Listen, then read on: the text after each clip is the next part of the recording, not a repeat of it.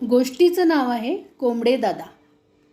सूर्यबाप्पानं आकाशातून डोकावून पाहिलं. आभाळ लाल लाल दिसत होतं. झाडांची पानं पण चमकत होती. फुलं फुलली होती. वारा वाहत होता. सूर्यबाप्पा सगळीकडे शोभा पाहू लागले. सगळीकडे फिरायला लागले. कोंबडा आरवला. सगळे पक्षी उठले. किलबिल करायला लागले. आकाशात उडायला लागले. जमिनीवर येऊन दाणे टिपायला लागले. एका झाडाखाली एक चिमणी रडत बसली होती. तिचा एक पंख तुटला होता. तिला नीट उडता येत नव्हते. तिचा एक डोळा फुटला होता. नीट दिसत नव्हते तिला. एक पाय पण तिचा लंगडा होता. त्यामुळे नीट फिरताही येत नव्हते. ती बिचारी झाडाखाली बसून रडत होती. त्या झाडाजवळ एक कबूतर आलं. चिमणी कबुतराला म्हणाली, कबुतरा, मला एखादा दाणा दे रे. कबूतर म्हणाले, मी नाही देत दाणा. चिमणी म्हणाली, मला तहान लागली आहे, थोडं पाणी दे रे. कबूतर म्हणालं, मी नाही देत जा पाणी.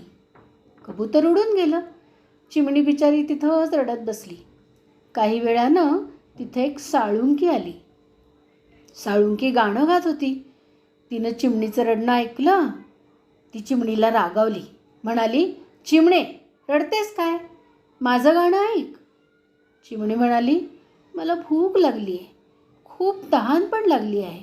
साळुंकी म्हणाली, मग खूप दाणे खा, पाणी पी, रडतेस कशाला?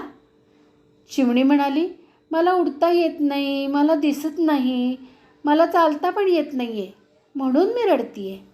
साळुंकी म्हणाली, रडतीयेस तर बाईस रडत, मी तुला काही देत नाही, मी आपली जाते दुसरीकडे गाणं गायला. आणि साळुंकी उडून गेली. चिमणी बिचारी पुन्हा तिथेच रडत बसली. काही वेळानं तिथे एक कोंबडे दादा आला. तो म्हणाला, चिमणे, का ग रडतेस तू? चिमणी म्हणाली, मला उडता येत नाही, मला फिरता येत नाही, नीट दिसत पण नाही, आणि खूप भूक लागली आहे आणि तहान पण लागली आहे. कोंबडा म्हणाला, हो का, मग चल माझ्या घरी. मग कोंबड्याने चिमणीला पाठीवर घेतलं आणि घरी आणलं. तिला दाणे खायला दिले, पाणी प्यायला दिलं. चिमणीला खूप बरं वाटलं. मग कोंबडा चिमणीला म्हणाला, चिमूताई, तू इथेच राहा, आम्ही सगळेच दाणे टिपायला बाहेर जातो, तू घरी राहा, घराची राखण कर. चिमणी म्हणाली, कोंबडे दादा, तू किती चांगला आहेस, देव तुझे भले करो. सूर्यबाप्पा फिरत फिरत तिथं आले होते बरं का. त्यांनी सगळं पाहिलं, सगळं ऐकलं. ते लगेच पुढं आले आणि कोंबड्याला म्हणाले, जो चांगला वागतो तो मला आवडतो, जो दया करतो, दुसऱ्यांना मदत करतो, तो मला आवडतो, मग मी त्याला बक्षीस देतो. कोंबड्या, सांग बरं तुला काय हवंय बक्षीस? कोंबडा म्हणाला, देवा, मला काही नको, मी चांगला खातो पितो, मज्जा करतो. चिमणीला मात्र बरं करा, तिला चांगलं करा, तिचा फुटका डोळा नीट करा, लंगडा पाय नीट करा, पंख तुटलाय तो नीट करा, आणि चिमूताईला चांगलं करा. मग सूर्यबाप्पांनी चिमणीच्या अंगावरून हात फिरवला. तिचा फुटका डोळा चांगला झाला, तिला दिसायला लागलं. तुटका पंख चांगला झाला, लंगडा पाय बरा झाला. ती चिव चिव चिव करायला लागली, आनंदाने नाचायला लागली. तिने सूर्यबाप्पाला नमस्कार केला. बाप्पाजवळ खूप फुलं होती.